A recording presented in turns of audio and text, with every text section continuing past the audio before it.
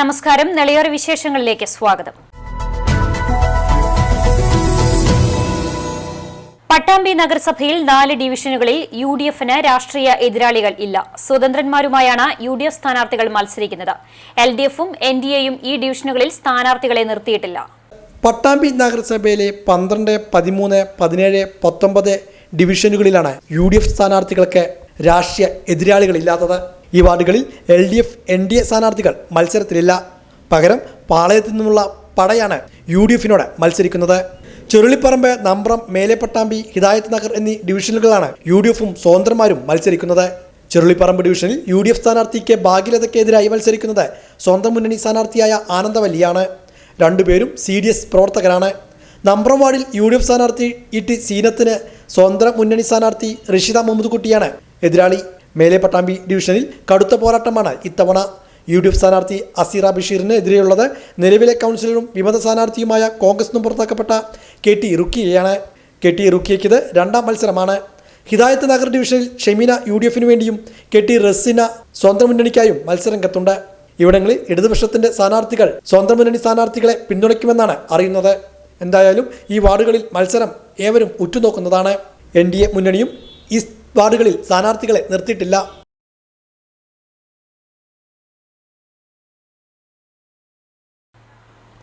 വെള്ളിയങ്കല്ല് പൈതൃക പാർക്കിലെ നവീകരണ പ്രവർത്തനങ്ങൾ അന്തിമഘട്ടത്തിൽ. വിനോദസഞ്ചാര വകുപ്പ് നിധിയിൽ നിന്നും 43.95 ലക്ഷം രൂപ ചെലവഴിച്ചാണ് പൈതൃക പാർക്കിനെ നവീകരിച്ച് കൂടുതൽ മനോഹരമാക്കുന്നത്.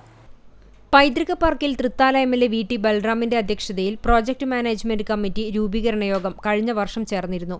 കൂടുതൽ വൈദ്യുതി വിളക്കുകൾ സ്ഥാപിക്കൽ, പുതിയ നടപ്പാതകളുടെ നിർമ്മാണം, ലാൻഡ്സ്കേപ്പിംഗ്, പൂന്തോട്ട നിർമ്മാണം, കുട്ടികൾക്കായി കൂടുതൽ കളിയുപകരണങ്ങൾ സ്ഥാപിക്കൽ എന്നിവയാണ് പദ്ധതിയുടെ ഭാഗമായി നടപ്പിലാക്കുന്നത്. കൂടാതെ അറിയിപ്പുകൾ നൽകുന്നതിനും പാർക്കിലെത്തുന്നവരെ അഭിസംബോധന ചെയ്യുന്നതിനും മറ്റുമായി ശബ്ദ സംവിധാനവും ഏർപ്പെടുത്തുന്നുണ്ട്.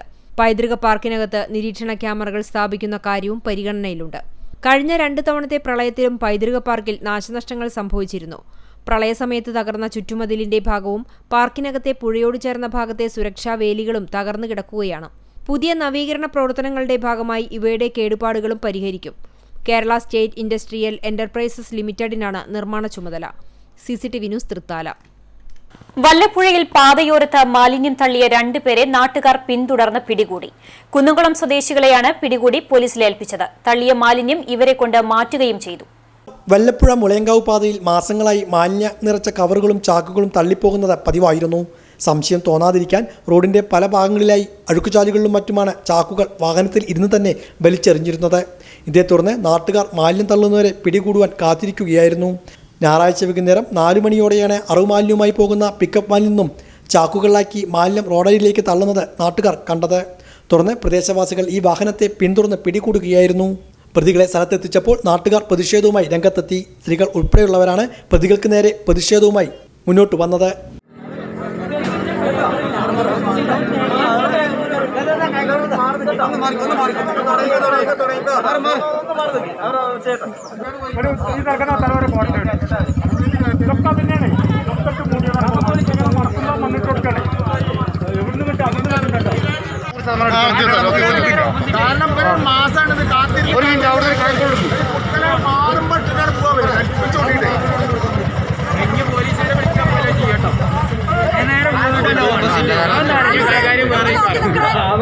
ഓപ്പോസിറ്റ് ആലോചിച്ചൂടെ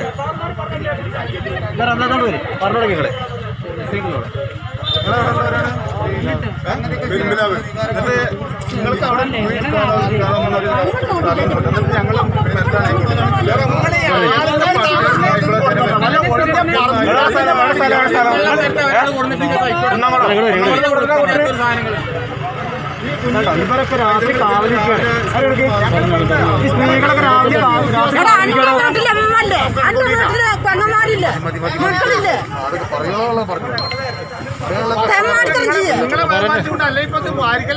ശരിക്കുള്ള പണി ചെയ്യേണ്ടത് വേറെ പണിയാ. കുട്ടികൾ പാവം പിന്നെ കഞ്ഞി ചോറ് തിന്നാതെ ആളാണ് പോയി അപ്പട്ട് വീട്ടിലാണ് കൊടുത്തിട്ട് എന്താ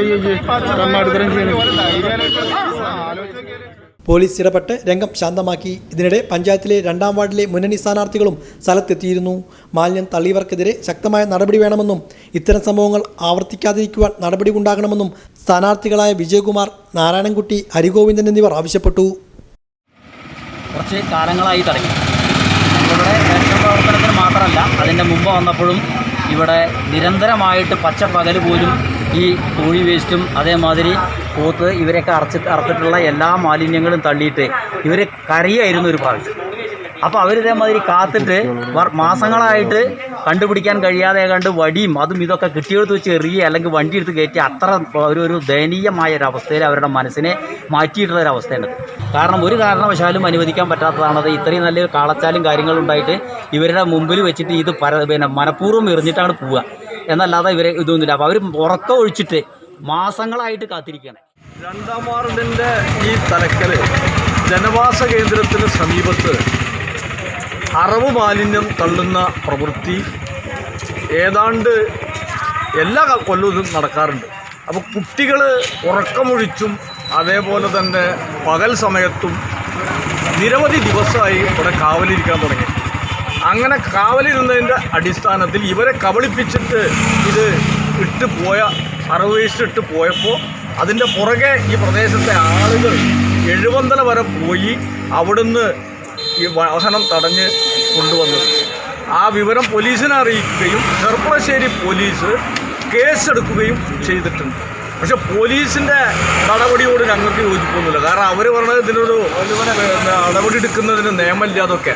പക്ഷെ ആളുകൾക്ക് അറിയാം ഇത് എങ്ങനെ കൈകാര്യം ചെയ്യണമെന്ന്. പോലീസിൻ്റെ സാന്നിധ്യത്തിലായതുകൊണ്ട് ഞങ്ങളൊക്കെ അതിൽ വലിയ വിഷമത്തിലാണ്. കാരണം ജനവാസ കേന്ദ്രത്തിൽ ഇത്തരത്തിൽ മാലിന്യം തള്ളുന്ന പ്രവൃത്തി അങ്ങേയറ്റം പ്രതിഷേധാർഹമാണ്. നിയമപരമായി ഇതിനെതിരെ കേസെടുക്കണം എന്ന് തന്നെയാണ് ഇവിടെ പൊതുപ്രവർത്തകരായ ഞങ്ങളെ സംബന്ധിച്ചിടത്തോളം പറയാനുള്ളത്. ജനങ്ങൾ തിങ്ങിപ്പാർക്കുന്ന റോഡ് സൈഡിൽ താമസിക്കുന്ന അവരുടെ വീടിൻ്റെ മുന്നിൽ കൊണ്ടു തള്ളുന്നത് ഇത് ഇന്നലെയോ തുടങ്ങിയതല്ല. ഇതിൻ്റെ മുന്നേ കുറച്ച് ദൂരത്ത് ഒരു 100 മീറ്റർ അപ്പുറത്ത് വലിയൊരു പറമ്പുണ്ടായിരുന്നു. ആ പറമ്പിലാണ് ഇവർ കൊണ്ടു തള്ളിയിരുന്നത്. അത് അവിടുത്തെ ജനങ്ങൾ കാത്തിരുന്ന് അവരെ വീക്ഷിക്കുന്നുണ്ട് എന്ന് കണ്ടപ്പോൾ അവിടുന്ന് സ്ഥലം മാറ്റി. ഇപ്പോൾ അവിടെ കാളച്ചാൽ കുറച്ച് കുണ്ടും കാണാത്തൊരു പ്രദേശമാണ്. പകൽ സമയങ്ങളിൽ കുട്ടികൾ പോലും ദിവസങ്ങളോളം കാവലിരുന്നതിൻ്റെ അടിസ്ഥാനത്തിലാണ് ഇന്ന് അവരെ പിടികൂടിയിട്ടുള്ളത്. ഇടവേളയ്ക്ക് ശേഷം വാർത്തകൾ തുടരും. CCTVയിലൂടെ നിങ്ങളുടെ പ്രിയപ്പെട്ടവർക്ക് തീർത്തും സൗജന്യമായി ആശംസകൾ നേരാം. ജന്മദിനം, വിവാഹം, വിവാഹ വാർഷികം തുടങ്ങിയ അവിസ്മരണീയ ആഘോഷവേളകളിൽ നിങ്ങളുടെ പ്രിയപ്പെട്ടവർക്ക് CCTVയിലൂടെ തികച്ചും സൗജന്യമായി ആശംസകൾ നേരാം. അതിനായി ഫോട്ടോയും വിശദാംശങ്ങളും മെയിൽ അയയ്ക്കുകയോ അല്ലെങ്കിൽ ഓഫീസിൽ വൈകിട്ട് 4 മണിക്കുള്ളിൽ നേരിട്ടെത്തി നൽകുകയോ ചെയ്യാം. WhatsApp number 89 43 35 14 00. Mail ID cctvnews@gmail.com.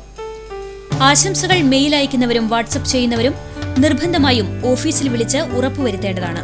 കൂടുതൽ വിവരങ്ങൾക്ക് 89 43 35 14 00, 89 43 35 14 26. നമ്പറുകൾ ഒരിക്കൽ കൂടി 89 43 35 14 00, 89 43 35 14 26. CCTV, നിങ്ങളുടെ സ്വന്തം പ്രാദേശിക ചാനൽ. വാർത്തയിലേക്ക്. സംസ്ഥാനത്ത് ചൊവ്വാഴ്ച മുതൽ കനത്ത മഴയുണ്ടാകുമെന്ന് കാലാവസ്ഥാ നിരീക്ഷണ കേന്ദ്രം. ബംഗാൾ ഉൾക്കടലിലെ ന്യൂനമർദ്ദം തീവ്ര ന്യൂനമർദ്ദമായി മാറി തെക്കൻ തമിഴ്നാട് തീരത്ത് കരയിൽ പ്രവേശിക്കുമെന്നാണ് കാലാവസ്ഥാ നിരീക്ഷണ കേന്ദ്രത്തിന്റെ മുന്നറിയിപ്പ്. അടുത്ത 3 ദിവസത്തേക്ക് ശക്തമായ മഴയ്ക്ക് സാധ്യതയുണ്ടെന്നാണ് കാലാവസ്ഥാ നിരീക്ഷണ വകുപ്പ് അറിയിച്ചത്. മണിക്കൂറിൽ 70 കിലോമീറ്റർ വേഗത്തിൽ കാറ്റ് വീശിയേക്കാം. തമിഴ്നാട്, പുതുച്ചേരി പ്രദേശങ്ങളിൽ വലിയ ആഘാതമുണ്ടാക്കുമെന്നാണ് മുന്നറിയിപ്പ്. കേരളത്തിൽ ഓഖിക്ക് സമാനമായ സാഹചര്യമുണ്ടായേക്കും. മലയോര മേഖലകളിലും തീരദേശ പ്രദേശങ്ങളിലുമുള്ളവർ ജാഗ്രത പാലിക്കണമെന്നും മുന്നറിയിപ്പുണ്ട്. മത്സ്യബന്ധനത്തിന് ഇനിയൊരു അറിയിപ്പുണ്ടാകുന്നതുവരെ വിലക്ക് പ്രഖ്യാപിച്ചു. തെക്കൻ കേരളത്തിൽ കൂടുതൽ ശക്തമായ മഴ രേഖപ്പെടുത്തിയേക്കാം. തിരുവനന്തപുരം, കൊല്ലം, പത്തനംതിട്ട, ഇടുക്കി ജില്ലകളിൽ ഇന്ന് യെല്ലോ അലർട്ട് പ്രഖ്യാപിച്ചിരുന്നു. ഇടുക്കിയിൽ നാളെ റെഡ് അലർട്ടാണ്. കടൽക്ഷോഭത്തിന് സാധ്യതയുള്ളതിനാൽ ഇന്ന് അർദ്ധരാത്രി മുതൽ കേരള തീരത്ത് മത്സ്യബന്ധനം നിരോധിച്ചു. ആഴക്കടലിൽ പോയവർ അടുത്തുള്ള തീരത്തേക്ക് മാറണം. താഴ്ന്ന പ്രദേശങ്ങളിലും നദീതീരങ്ങളിലും മലയോര മേഖലകളിലുമുള്ളവർ ജാഗ്രത പാലിക്കണമെന്നും നിർദ്ദേശമുണ്ട്. നേരത്തെ വെള്ളപ്പൊക്കമുണ്ടായ ഇടങ്ങളിൽ താമസിക്കുന്നവർ ജീവനക്കാർക്കും ജാഗ്രതാ നിർദ്ദേശം നൽകിയിട്ടുണ്ട്. മേഖലയിൽ മുങ്ങിമരണം ഉൾപ്പെടെയുള്ള അപകടങ്ങൾ വർദ്ധിച്ചതോടെ തൃത്താലയിലെ ഫയർ സ്റ്റേഷൻ നിർമ്മാണം ഉടൻ ആരംഭിക്കണമെന്ന ആവശ്യവുമായി വ്യാപാരികളും രംഗത്ത്. 1.5 വർഷത്തിനിടെ തൃത്താല മേഖലയിൽ മാത്രം പുഴയിലും മറ്റ് ജലാശയങ്ങളിലുമായി അവസാനിച്ചത് 10ഓളം ജീവനുകളാണ്.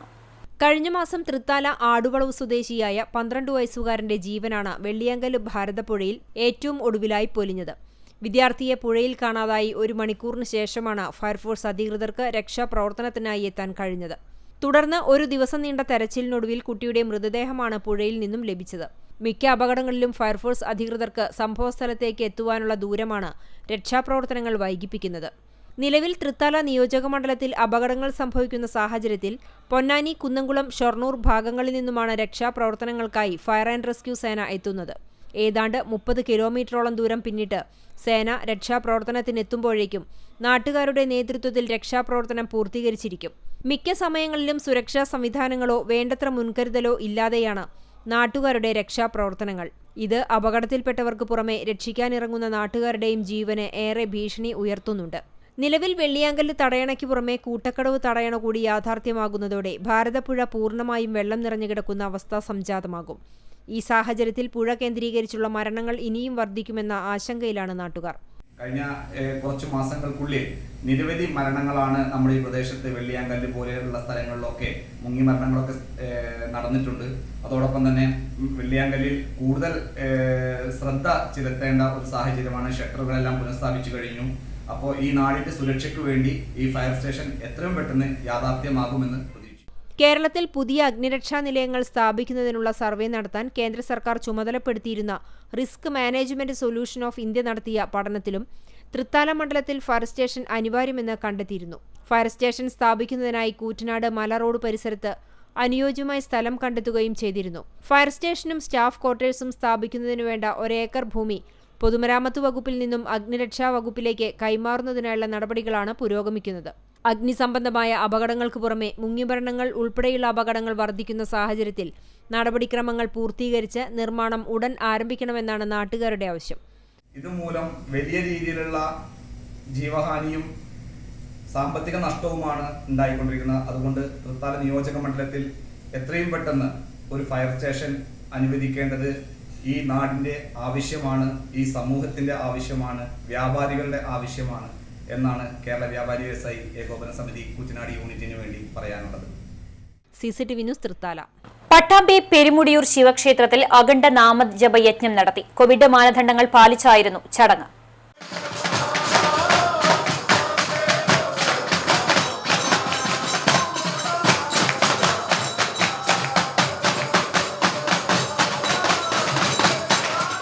കോവിഡിന്റെ പശ്ചാത്തലത്തിൽ ഇത്തവണ ക്ഷേത്രങ്ങളിൽ അഖണ്ഡനാമ പാരായണമെല്ലാം ചടങ്ങുകളിൽ ഒതുക്കുകയാണ്.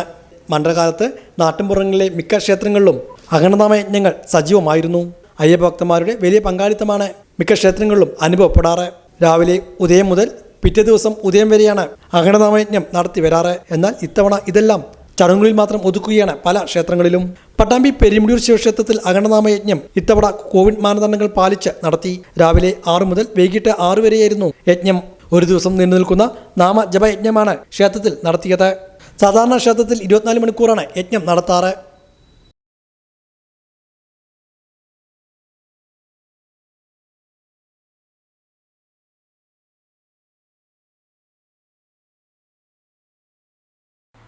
ഇനി നവമാധ്യമ കാഴ്ച.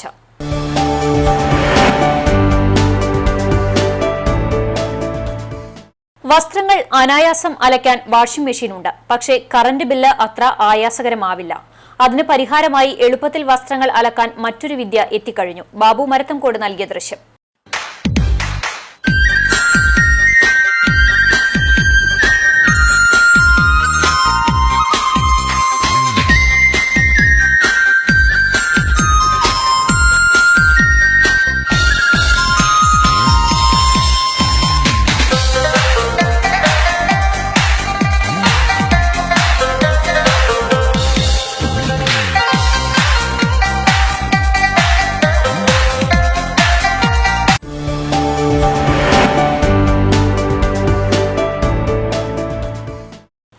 ഇതോടെ നിലയോര വിശേഷങ്ങൾ സമാപിക്കുന്നു. കൂടുതൽ വാർത്തകൾക്കായി ഞങ്ങളുടെ വെബ്സൈറ്റ് cctv online.in സന്ദർശിക്കുക. നമസ്കാരം.